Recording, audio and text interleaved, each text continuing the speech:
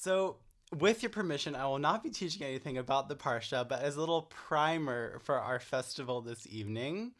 Um, and in a moment, we'll be reading some verses from the book of Exodus, and I will need one volunteer reader to read in English. So, please raise your hand if you're open to read 9 verses. Okay, Sarah Sloan, gotcha. Um, so this teaching, or I was really interested in talking about these verses with you all. We'll have sort of a discussion, and then I'll close with a poem Dvar Torah situation.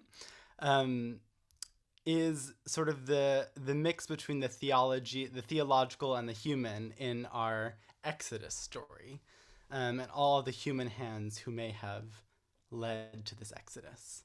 So in a moment, I'll share my screen. Let me just pull it up. Okay. So this is from the second chapter of Exodus, and some of you will be familiar with this narrative. So Sarah, whenever you're ready, you can come off mute. Good Shabbos. Oh. She's saying she can't come off mute. Okay. Okay, now Shabbat Shalom. Shabbat Shalom. The woman Yocheved conceived and bore a son, and when she saw how beautiful he was, she hid him for 3 months. When she could hide him no longer, she got a wicker basket for him and caulked it with bitumen and pitch. She put the child into it and placed it among the reeds by the bank of the Nile. And her sister stationed herself at a distance to learn what would befall him. The daughter of Pharaoh came down to bathe in the Nile, while her maidens walked along the Nile. She spied the basket among the reeds and sent her slave girl to fetch it. When she opened it, she saw that it was a child, a boy crying. She took pity on it and said, "This must be a Hebrew child." Then his sister said to Pharaoh's daughter, "Shall I go and get you a Hebrew nurse to suckle the child for you?" And Pharaoh's daughter answered yes. So the girl went and called the child's mother. And Pharaoh's daughter said to her, "Take this child and nurse it for me, and I will pay your wages." So the woman took the child and nursed it. When the child grew up, she brought him to Pharaoh's daughter, who made him her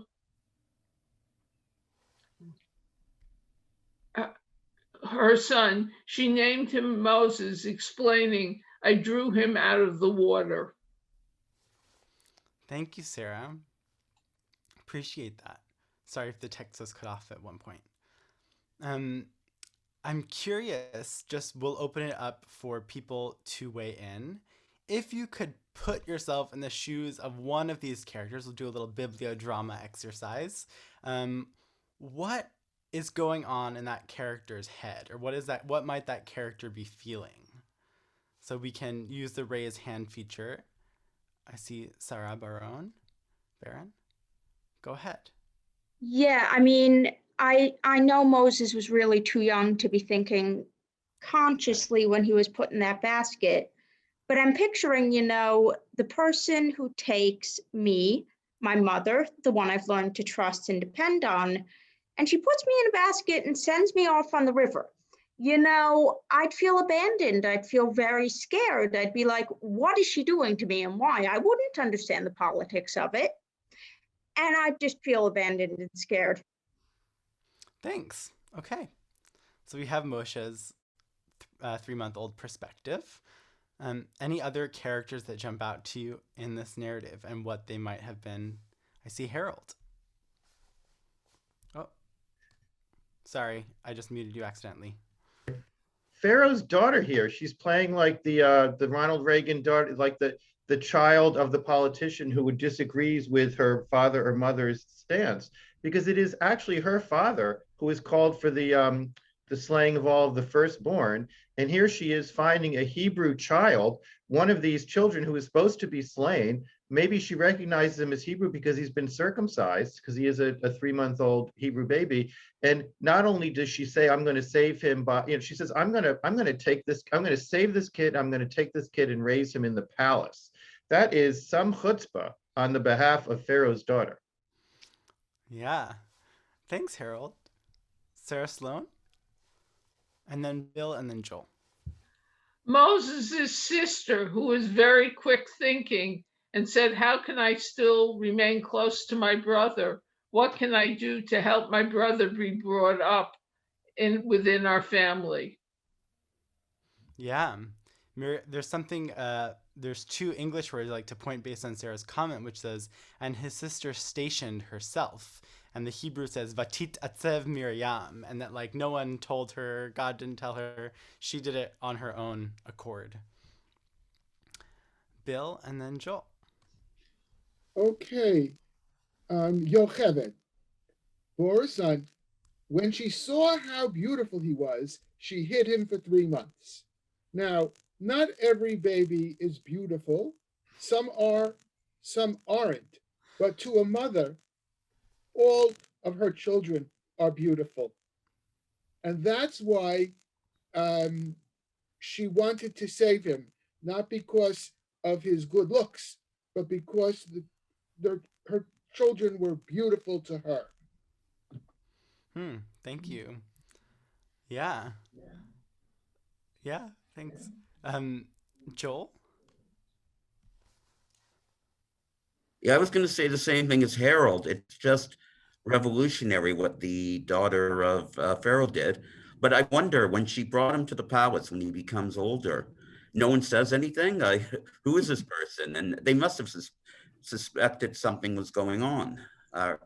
Like, what's his origins? I mean, there's no mention of this, and especially, mind he's older, but the fact that he may have been circumcised, it's just surprising that hasn't gone into. Yeah, it's surprising. I'm looking at the chat. I see Neil and Andy's question. Why does she refer to the child as it? Is she revulsed by the other? So we have this tension of calling this baby it and bringing it in, but also maybe having some kind of revulsion toward it. I see Ari and Rabbi James said, this is a big sister moment. Newborn baby's beauty or lack thereof. Baby's immune systems are weak in the first few months, so you have it new. Might not be a giveaway in the basket.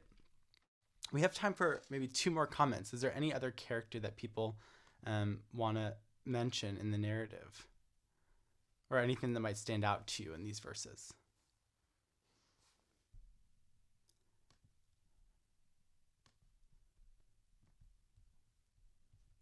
Margot? And then Stacy.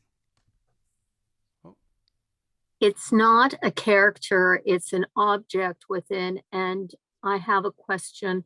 Not only does it recall the wicker basket, but it goes on to say that it was caulked with bitumen and pitch. And when you think of this sparsity of words being used in this passage, I'm just wondering, what are the allusions to Noah's Ark and the wicker basket, and any implications thereof? Wow. And I see Shira Johnson's giving you a thumbs up.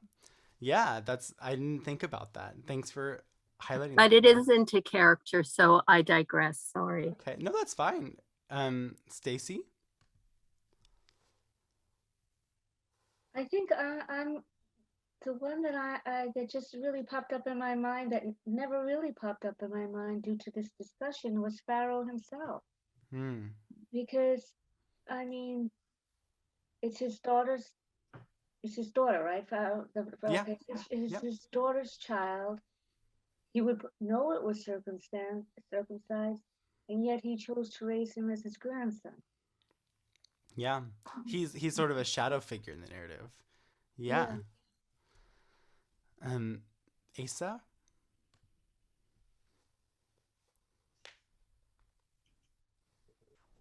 Hi, Shabbat Shalom, everyone. I'm thinking that uh, Miriam may already know, not Miriam, Yocheved already knew the the bathing habits of uh, of Pharaoh's daughter, and and she saw that she was, for an Egyptian, a good person, and didn't have any children or couldn't have children, and so she laid him there strategically. I'm assuming, because otherwise he would just drift along and you never know what would happen to him. So because she loved him so much, she wanted to put Moses in the direction of someone else who loved him as well. That's what I think. I think you'll have it new her movements. Cool. Yeah. There's Thank you. So yeah, this is sort of a sparse yeah. This is sort of a sparse narrative, and I feel like there's so much sort of midrash we can read Something to think about. There's so much midrash we can read into these characters, and sort of whether, Miriam, whether she knew what was happening, or whether how close they were to each other. The narrative doesn't tell us, but we're invited to read all these different things in. I'm going to look at the chat before I stop the share. So I wrote a little thing as part of this bibliodrama and inserting myself into the characters. I wonder if her hands shook as she harvested the bulrushes and began to weave the basket into shape. I wonder if her tears mixed with the bitumen and the pitch, making the basket waterproof. I wonder what it felt like to let that sweet 3-month-old boy out of her mighty hands and push him into the Nile, into the unknown. As I step into Yocheved's shoes, I think of all the hands and the hearts that worked together to deliver the Israelites to our freedom. And where are the human hands in our Haggadah? Where are Yocheved's hands? Where are Miriam's? Where is Bat Paro's? While the Haggadah is definitely a story of liberation, it is also very theological. So we have in the text in the Haggadah, we learn, B'yad chazaka uvizro netuya, Hashem hotzio otanu mi'eretz Mitzrayim. With an outstretched arm and a mighty hand, God took us, the Israelites, out of Egypt. And I looked through certain Haggadahs online, and I found one that said, the Lord took us out of Egypt, not through an angel, not through a seraph, not through a messenger, but the Holy One, blessed be God, did it in God's glory by God's self alone, no human hands. And yet there was a dissonance to me. I feel a dissonance personally in the theological focus of the Haggadah, because when I think of the divine acts in the Haggadah, I think of Miriam and Bat Paro and Yocheved and their sacrifice and their ingenuity and their quick thinking and their love. I think of also how the divine is sort of present in our world now. I think of all the people who took to the streets since this time last year, since last Passover, fighting for liberation. And of course, I think of the mothers at the border who are separated from their kids and who've had to travel across rivers to be in a freer land. In the Haggadah, we list these incredible ma'alot tovot, these wonderful doings that God did for us, the plagues, the splitting of the sea, the drowning of our enemies. And as we read each one, we chant, Dayenu. If God had done just one of those things, it would have been enough, but God did more.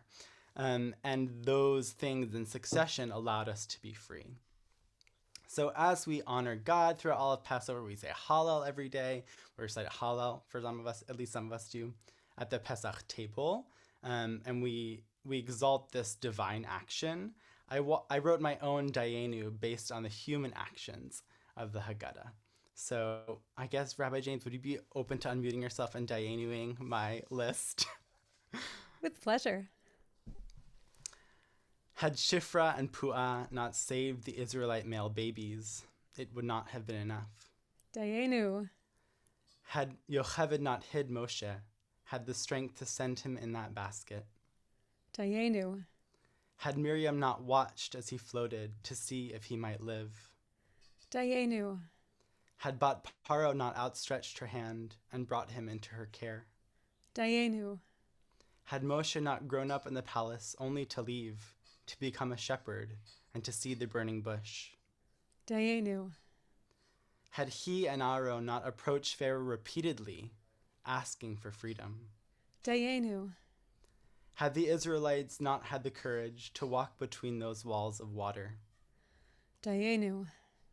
Had Miriam not known to pack her instruments and strike her timbrel, celebrating the miracle with joy. Dayenu. Then we would not know Passover as it is today, and we would not be free.